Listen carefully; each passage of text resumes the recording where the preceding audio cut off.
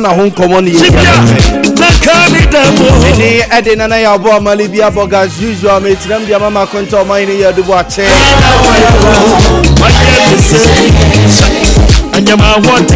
ene eye yawada November bosom ne de toso aduno 20th November na o se ana kesa ka be 41 days aka 41 days na era 2026 mo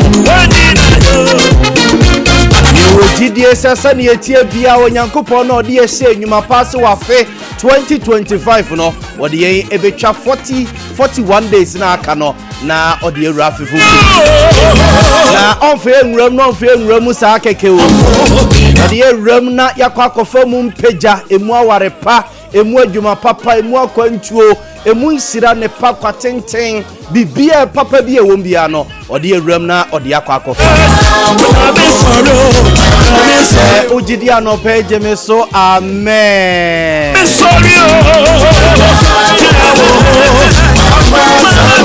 So we kukua Veronica Jando akosua somua ya Grace and technical team no and na ebo mi chido no pe bia ama ba bia wo bia ne yetimi abane ya ba be somo.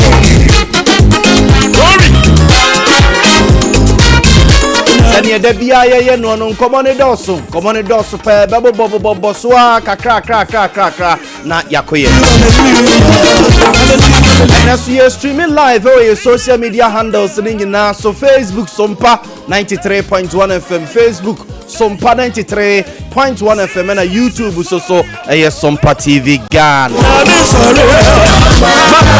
Yamo bobo nsem no so kakra no peye yamo boso kakra anope na yenko na President John Dramani Mahama yatugya se cabinet agiatum se omo ebebie eye public tribunals anunti omo at the bill parliament ama parliament agiatum na sa public tribunals we ebe omo ye galamse a omo se yensu omo se yensa se ne ade no ye chi wonu mu a ne ye de omo ko honum na ke se judges na dictates in ten na yetimi apasotwe ede amawomo President John Dramani Mahama.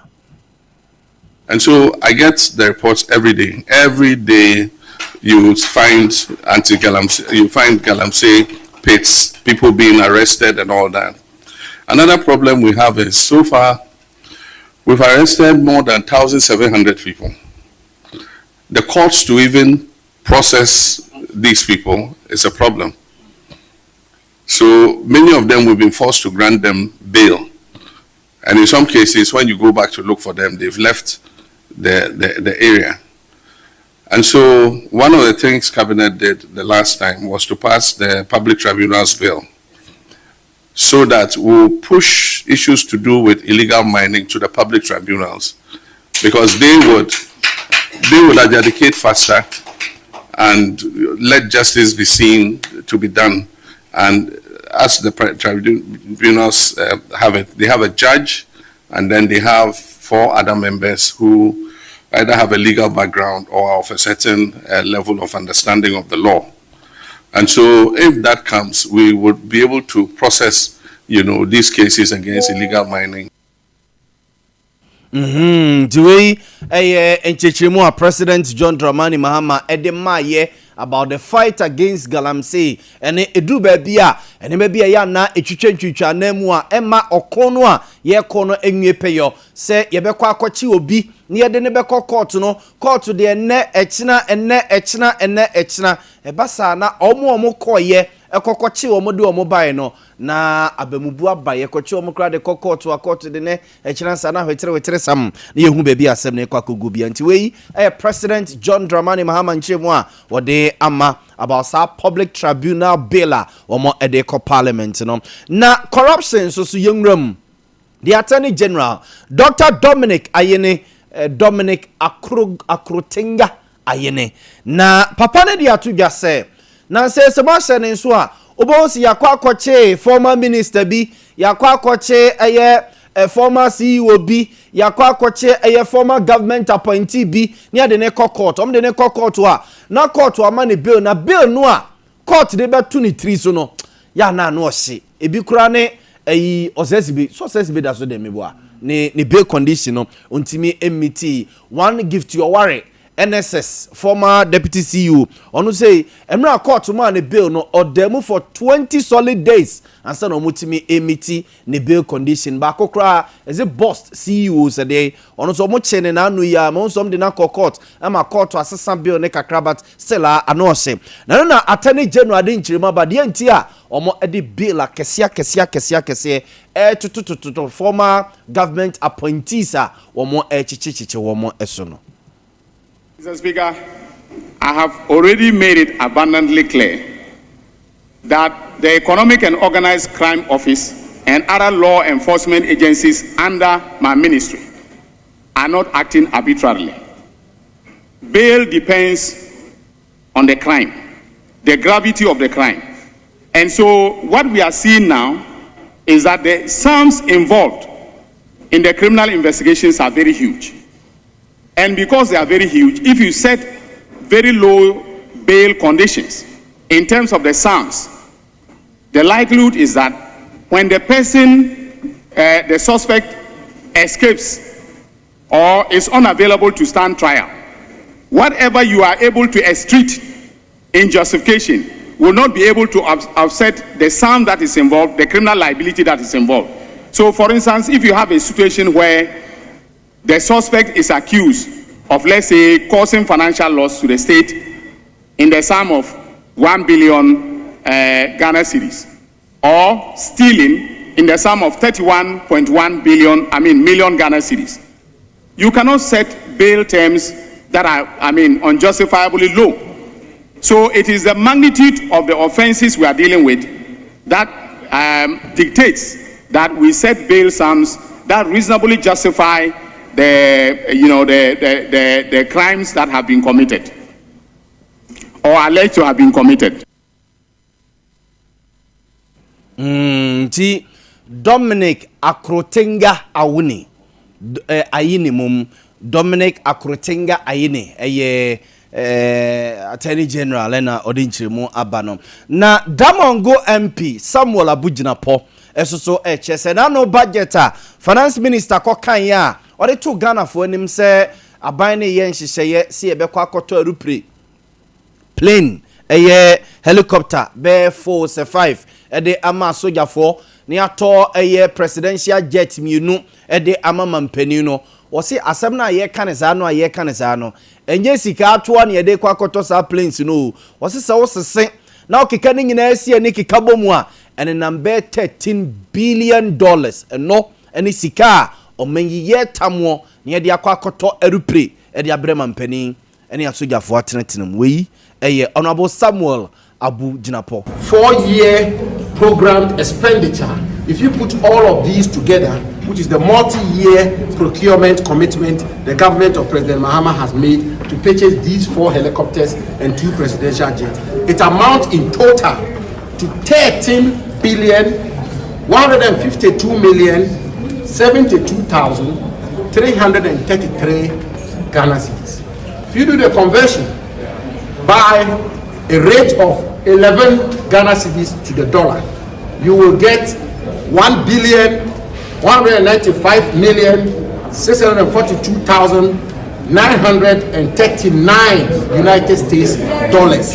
If you did it conservatively at the rate of 10.53, which is Bank of Ghana rate, if you did that by the BOG rate, which is 10.53 Ghana cedis to a dollar, you will get 1,249,009,718 United States dollars.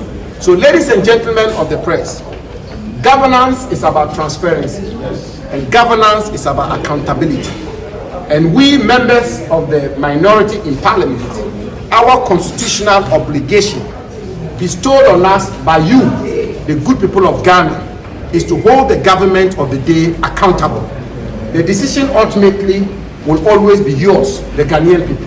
But our duty is to interrogate, examine, analyze, and put out the facts so that you, the Ghanaian people, will appreciate.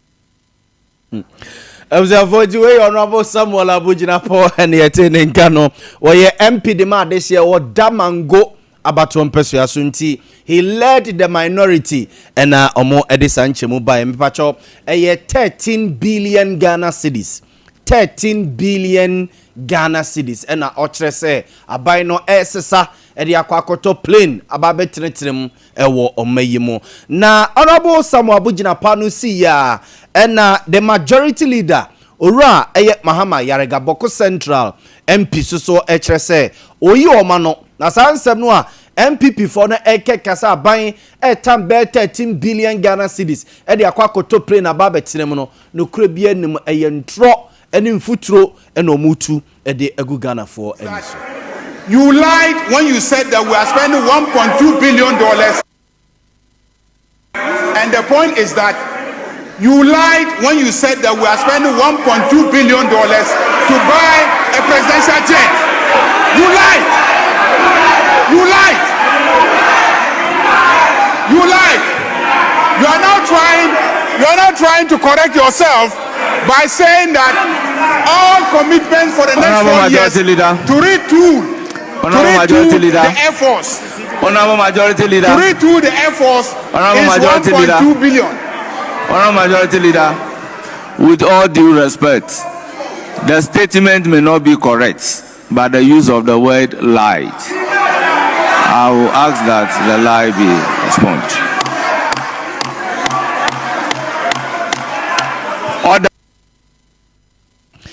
Observe way honorable Mahama Yarega ni etene kan nto say MPs ne nsam no mo kan endro dabi abai no entimi ntambe 13 billion cedi say omo de kwa kototo arupre aba betretrem e wo mayimu o say enye no krenti duru baby no je say ekoye exchange na nya asem keto akra ne nyina MPP defend omo de NNDC so e defend omo de eye na ebi amo de krata evidence ababa toto no mom na Ghana fo hunu bi enti de enti amo MPP fo mo say ye 13 billion cedis ene ye de kwakoto plane no ebi amo de receipt yaba plane no eye Jako Company Limited fo na eye de amaye omo ye ba ko bi a ebi a eye sei so ho keka bomu a dasro na je say ye ko yanim yanko ECOWAS court na ECOWAS court nkomoyi ebi so kire say nye sa na tie ebi so say eye sa na tie but send ye sitie bia no o de me enchirechiri mu en de tie ne say ma me Gertrude Araba Esaba Tokunu no ye Chief Justice of the Republic of Ghana na ma me ye na di so ye na di na ye na di no wante no ho ase ene odi bi ko Supreme Court ordinance koi odi bi ko Ghana High Court ni nyina ntintam ene otabiri baako ene de ko ECOWAS court na ode ko ECOWAS court no ECOWAS court for no say date ya omo ede betra asem no so na wono mo abu asem no enra anopa ye sorry morning show so a ene yetete bibi say ECOWAS court no abu asem ne say Mame Gertrude Araba Esaba Tokono, the former Chief Justice of the Republic of Ghana, Odina Sembre womuno, Omatu na semna to ogu say, Omufi say nsuo bia nhyɛ da nyina mu. But ekɔ na wiem hɔ no no, ɛne ekɔ akɔte sɛ enya saa na asɛm ne tie. Maame no ɔmo nkɔto na asɛm ne ntungui. Na mmom ECOWAS court no ahyɛ Ghana ban sɛ ɔmo ɔmo mrebi sɛ asɛm na maame no ɛde abrɛ wo mu wɔ ECOWAS court no no. Ɔmo efi sɛ mofa say prima facie bi kakra wum enti attorney general no enfa ne response mra enfa na no yemra no mo hwe nanim so anfa ma omo ebeto akoso edi asem no but ebi so che say da bi nya sa na tie che say akwakoye ni nyina ye deputy attorney general Dr. Srem Sai eno okotro to ni page sai ECOWAS court for no edi asem na wi ama me na asem no ya to agu ena German for the ruling ni bi bani ade na yeko amanfo ko se debi nyesa na 70 papa no deputy attorney general oye too political ase o twantro atre Ghana for ba se de sitie bia na no pay ye bedi hu nkomo na ye rewra mu ye pa na yensan fam nko parliament bio ona wo kodo oponkro ma kire se o ka kire ndisi aban no se contractors a wo mo aye adwuma wo mayimo omo mu si school omo mu si hospital omo mu yi akwan no omo twa musika o omo twa adwo musika na aban no enye no ontuetuo mo ka contractors who are waiting to be paid. And because you have been doing politics with the revenue strategy, they have not been paid. Mr. Speaker, they are the flagship programs that young Ghanaians are waiting for this government to fund. And because they've been doing politics with it, they cannot fund even their own flagship programs. So, Mr. Speaker, when we are drawing their attention to the fact that their revenue strategy is not performing, they can dance and sing as much as they want in the chamber. The results out there will show them. Mr. Speaker, 2025, they promised to spend 51 million Ghana cedis on the Women's Bank. They did not spend it. Then this year, without providing any report on it, they announced that they've increased the budget to 400 million and that it is a credible budget. Does that sound like credibility to you? 2025, you promised 1.5 billion to the agri sector to improve agriculture. You haven't done much. In fact, it took 1 day to the budget before they launched in Kokon Ketinkete. Zero work done. And then now you come and promise 2 billion cedis for agri, and you say it is a credible budget. Does that sound credible to you? You promised 300 million for apprenticeship program. Ni nyina omamfa nko enti honorable Kojo Opon Kroma MP de ma de hye wo ofose ayirebi abaton pesua so Eastern Region Parliament na yetene kanana enra so coalition of unpaid trained teachers from 2022 edekosi 2023 ekoi ema chese omokoyi protest ewo enkranes se woni nya asem ketwa. I'm coming from a construction trade. We are doing masonry. If you see the tall building that we have been climbing, and if you fall right now, you die. Some have even lost their leg, their hand because of those jobs. And because we don't want to do that, that's why we were trained as teachers to teach. So we can't be home and be suffering whilst we spend over 5 years training ourselves to become good teachers, so that we will help the future of Ghana. And now we are here to tell the government to post us now because we have stayed home for too long. We can't still be at home. We can't wait for even a month. Some people are even dying. Some are doing illegal jobs. Some are, you can see how Roberts employ our colleagues. Go and steal and I'll give you money, and they will do it because they are hungry. Some are on Galamsey side. The same Galamsey we are preaching against. We are educating people against. Our people are there. They are there. You go there right now, you see a lot of trained teachers there because they have not get job. We have passed our licensure exam. We have read whatever we want to do. Some are first class, second class upper, and all those stuff. And we are still at home. So we want the government to come to our aid.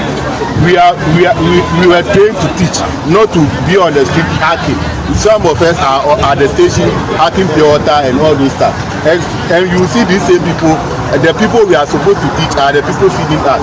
I work at the washing bay. To just no cry say washing bay and oye adwuma ehura manfo ka no nya chop money kakra e de akwako pe bibia de nti ha dwene omo train teachers a one more graduate year between 2022 2023 blog na omo ayo omo national service nyina wi a omo apase omo teacher licensure exams ne ade ebikuta first class second class apanom a omo nyina no omo hu ba bia omo mfa omo ti emphasis eja akoma chen rame yuzo na ho ye obade ye dia cheme ye de radiase enkwane ahode ye de radiase pacho na onzo e radi adom na adom no a efie nzo e o boko oh bia ho ye baby obi aho ye no peni we asem o ana asem ni ho asem no na me mu ni se ase ya ye na no asem ni bia na o person de be but anyway pacho na no asem be good asem be I think say na say o ya ye afenyo say o ya ye you are rather becoming the afenyo of this appointment committee. And afenyo ya aggressive. No, maybe I got no. Afenyo ne kasa ne haranch. Okay. You enukura ne hu no. Enukura ne hu no. Asante mache. Na ho ye. Nye de radiase. Ase woni mu nya me fa bi. Ase we de na ho apu kakra.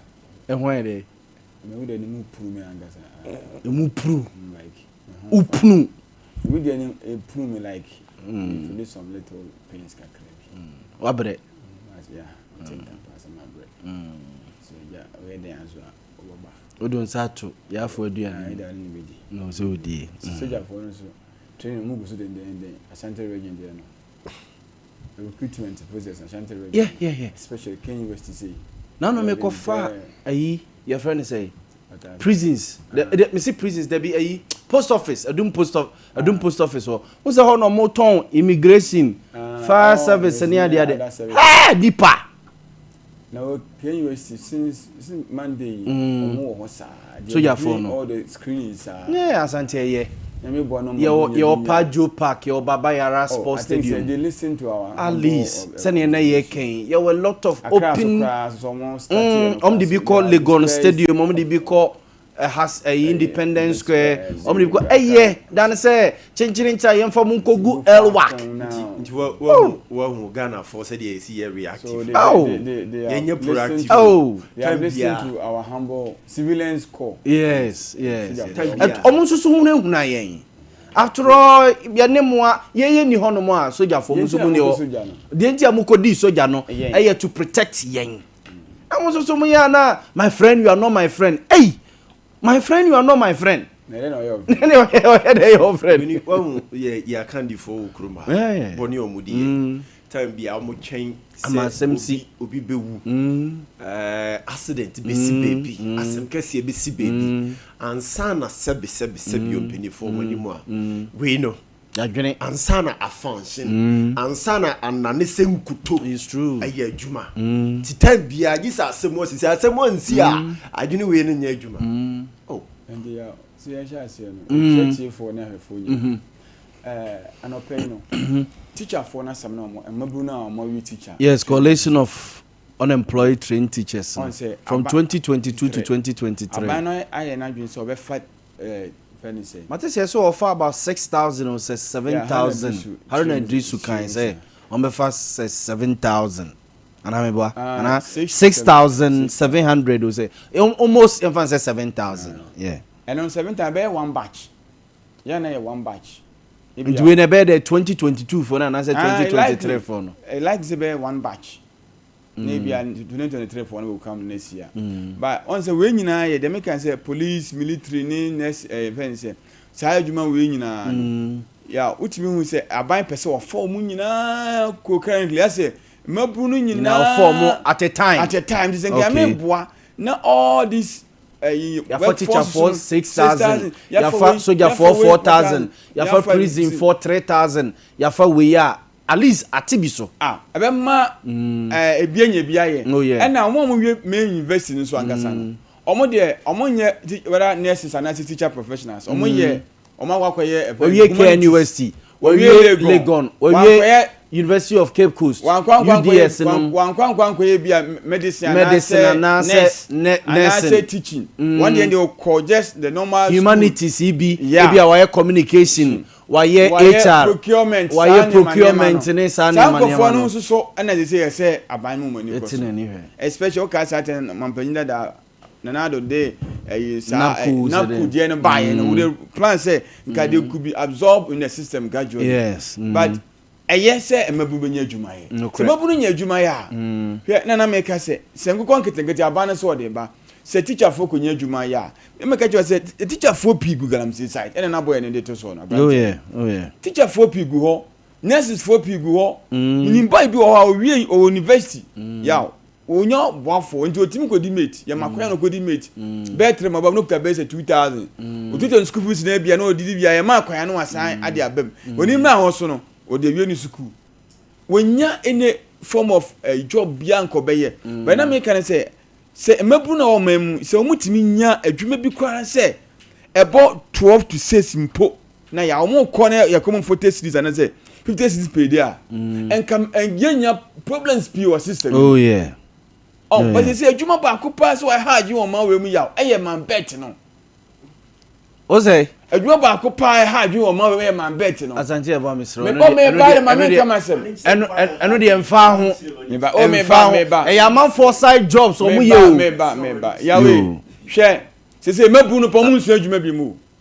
na adwuma na wai no akosua meba se first we tell osua bibia ma obi ona opamata ye organizer ye wo any form of apprentice ananka mabunu ko school ni ba SSM omuko JH ni mama besua but say mabunu enya adwuma carpenter ni no nko ana woni a boy because boy nya 26 or wa kwakoto man be nya me boy no we ni a master no kwa so ye na kora na say obinia so anya dwetire ya mebo we are building a country say one way ye be aka no in the next few years be nya mabunu bia they have no any skill na something ya na ye kofa betting tax beto so to deter them kakra yes soon ya dey politics ya dey ya dem make say free way e benya maburu bia be say 5-10 years time no ni insane djuma bia bet ne dey udi a e short means to ubenya udi dia udi a na wa ni eno ne asem no so ati ase enti enye adwuma a ase eye so calculator say bet ne boys ne nko o eh debi o your professionals professors ni doctors omu twa bet obi no say we man bet consultant say forecasters nenka ebi timi sema code so awurade amo say dey kono obo do dey asase let's pray for all greens awurade sebe so enti say the name si kono na no yes Portugal for akọ say boys the bet asante say the boys ni si di Cristiano Ronaldo atem no ase omo na etua ne ka say so omo na ja so omo na investors ne boka za na enti say be nyama buru bia in some few years time ya wankosua Messi wankosua Taylor wankosua nsanudwuma bia no nam sisen wonye driver ni ne dia ne bet ne dia ne man bet and you can't build a country like that and sebeo abanse wa tax the fruits wa there should be another way around because the future is so bleak because you benya soldier for pia omo man bet na dey soldier for police ebi twa too sure o twa bet e bone police for ebi twa loto o twa bet ya e bone too sure nya too sure na aba bet ni no we asante anya bone omo o sise o se mo na bia o se mo na ne bone nya bone wana me unya bia 10 odds bia so me point ni say yawe under 1.5 ayi dey both teams to score me dey me ntisa ne manase o just say asante both teams to score and some other TV station of memu a amakopa man for better na ho chire mu otimi twa se be ende me no mo ya adwene se be ya te say sports team yi omo team ne etena se na omo asese bi na omo the code na to ho so omo ya na omo educate you say ade no sebi o try your luck what you say enti bia fasika se eyira how so enti asante otie se o 10 cities efri to a obesa ho akonfo itibi no ma tuufo se bet responsibly ebia fasika se sabe efri to eyira how de fakutwa na mum oni tu ekobi bini o cheki din a na wa cheki se we 20 os we 10 os eti otwa 100 Ghana wodi 1000 Ghana cedis o no o cheki ba eti bitwa 200 cedis a be di 2000 bitwa 1000 Ghana na just say yakwo di be say 10,000 me boa boss wa town dia kwakoto so boss say sram na boy ba ko na no mensia hospital skana say mensia hospital ho no mo ko je ne to ye say we twa odi ne na ketu ya kwakotwa bet asade na me do ho no mo kire me no me hwe na nim di na say ubewu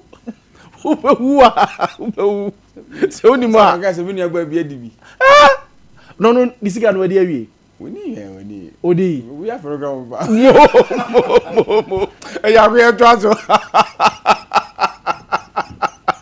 bet no but etefo ya mienim de enya de papa yemfa bibia nto nchen all jokes aside enya de papa so de wa brabo ebekọ akoye bet sem de maza ubewu any loto to yes obi ma obi a nkankan se de waso dae no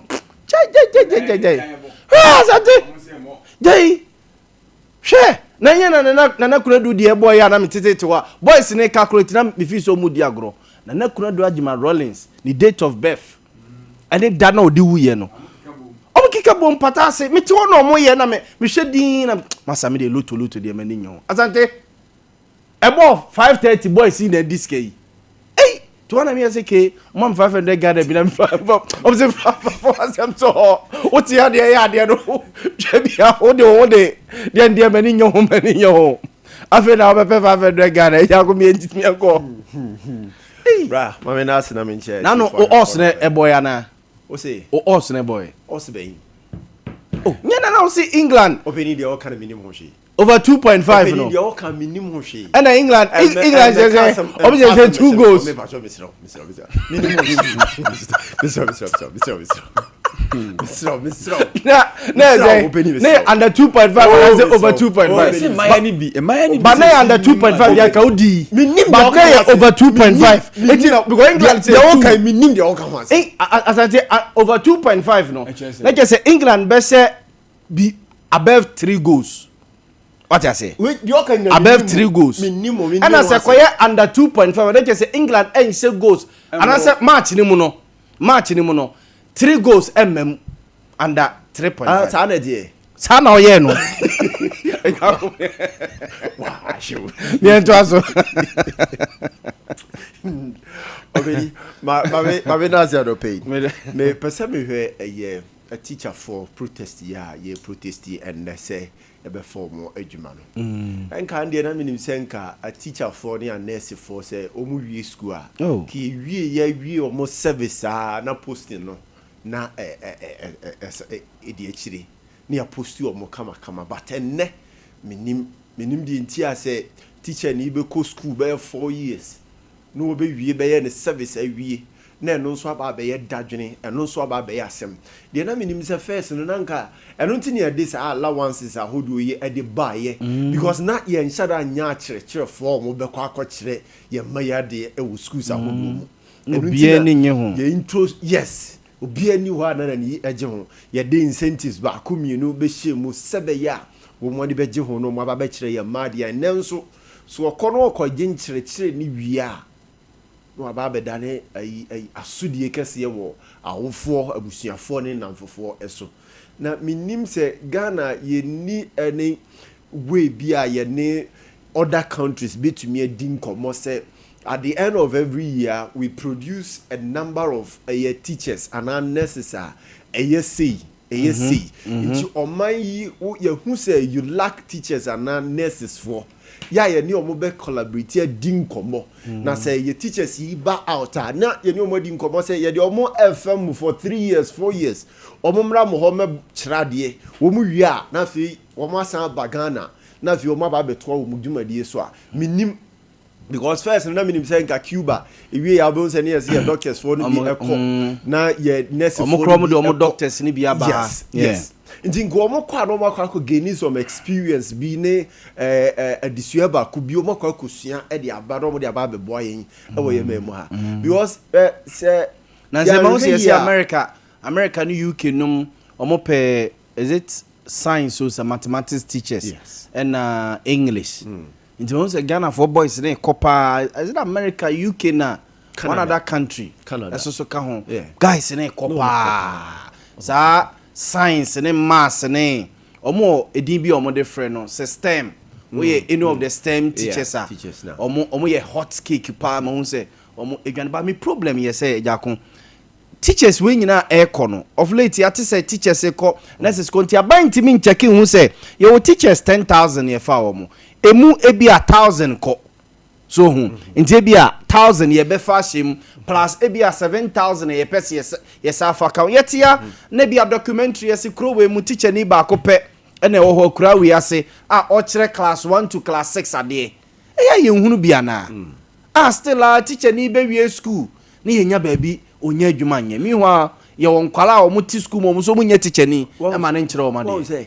cheap labor now I dama free private sector like I say free a buying public sector be more private sector cheap labor ye person nipa ne ye adwuma 8 hours for a day when this 24 hours we are talking about no e bitumi apekwan bi so na ye de nkoda yi e de ahyehye mu no ma kyerade adinti na wo so ma nipa kyerade 8 hours a day okopie mu obrichire hodma entisa e bia okokyere subject 1 2 3 for a day or close for a day otumi akotena se a relax a prepare ye for the next day now on nkoda no so be sure ma otumi akire mo de yi na wate ase eno na nam so masa abet you sensem enam wi because me kai fie yatete ne yi ti owie ye no ontumi nkobokro de obeya ne say mekwa akosresra de na bia mekwa akodi sebsem nsem hunu bi die ma me ntena se na me nhwe bet yi mu na me nhihye kakra efa afa amfa so afine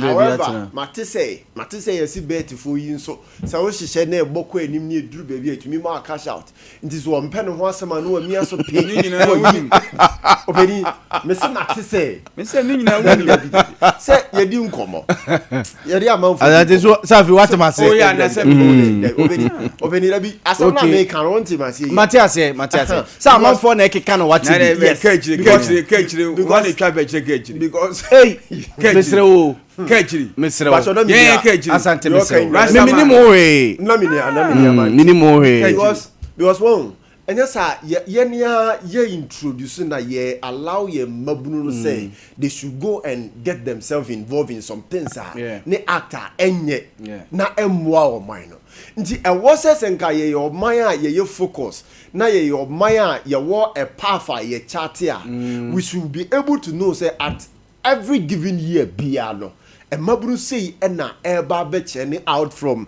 your various tertiary institution no ya tena se ya plan kwan be na yedi mabunu yi be faso nyeso mba be gumu a one way or the other national security matters be poppy up papa a very national security threat. So if we are a serious country, we will sit down and plan say this year nipa say and eba bontin si anya adwuma ammo a ebi betumi akoye we ebi betumi akoye we. So we should be proactive as a country.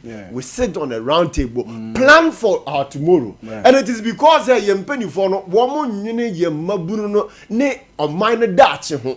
Anu nti na time bia ade bia na be say na ba be take him by surprise.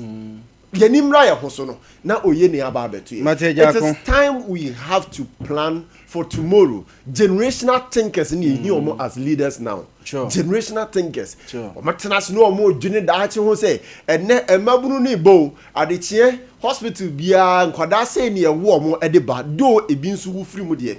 But a time will come we will have this number of youth or maybe good or mind. What are we doing? Okay. When fast near your processing near my planning near my year. We are questioning